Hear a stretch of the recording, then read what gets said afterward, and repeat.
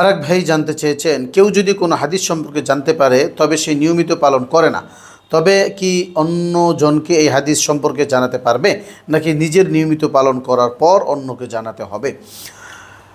ইলমে দ্বীন অর্জন করা এটা ফরজে আইন, একটা ফরজে ইবাদত। আবার এই ইলমে দ্বীনকে প্রচার করা এটাও একটা ফরজে আইন, ফরজে ইবাদত।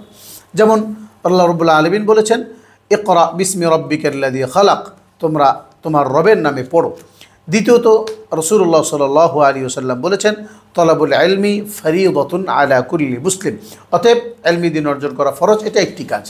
দ্বিতীয় হলো দ্বীনকে প্রচার করা, এটাও ফরজ কাজ, যেটা রাসূলুল্লাহ সাল্লাল্লাহু আলাইহি ওয়াসাল্লাম বলেছেন, বাল্লিগু আন্নি ওয়ালাউ আয়া, কোনো একটি আয়াত পেলেও তোমরা সেটিকে অন্যের কাছে পৌঁছে দাও, এটাও একটি কাজ। তাহলে দুটি কাজ, একটা ইলম অর্জন করা আর একটা ইলম প্রচার করা। তৃতীয় আরেকটা কাজ হলো, সেটা হলো ইলমে দ্বীন যেটা আমি শিখলাম ওটার উপর আমল করা।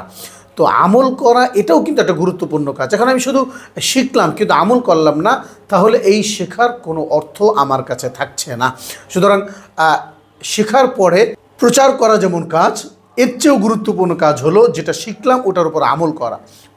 কোনো কারণে যদি আমরা আমল করতে না পারি তাহলে শেখার সওয়াবটা অবশ্যই হয়ে যাবে, তবে আমল না করার কারণে শেখার পরে একটা হক ছিল, যে হকটা আমি আদায় করলাম না। সেই ক্ষেত্রে আমরা যে হাদিসটা জানলাম সেই হাদিসের উপর আমল করা আমাদের জন্য জরুরি কাজ। পরবর্তী যে কথা সেটা হলো যে আমরা শিখলাম কিন্তু এটা আমল না করে প্রচার করলাম, তাহলে কি হবে, যেটা আপনার প্রশ্নের অংশ। হ্যাঁ, প্রচার করা এটাও একটি কাজ। আমল না করেও যদি প্রচার করি তাহলেও প্রচারের যে কাজ সেই কাজটা হয়ে যাবে, তবে আমল না করে প্রচার করলে এই প্রচারের প্রভাব থাকবে না। আমি অন্যকে একটা আমল করতে বলছি অথচ নিজেই আমলটা করি নাই, তাহলে এই আমল যাকে আমি বলছি তিনি আমল করবেন এমনটা আশা করা যায় না, কারণ নিজে যেটা আমল করি নাই সেটা অন্যকে বললে এটা তার মধ্যে প্রভাব খুব একটা ফেলবে না।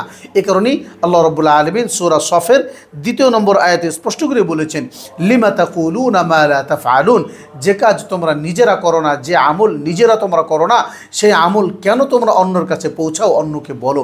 আসলে আল্লাহ রাব্বুল আলামিন এটা বলার দ্বারা আমাদেরকে বলতে নিষেধ করেন নাই, তবে নিরুৎসাহিত করেছেন অথবা উৎসাহ দিচ্ছেন যে কোনো কাজ, কোনো আমলের কথা অন্যকে বলার আগে নিজে করার চেষ্টা করো।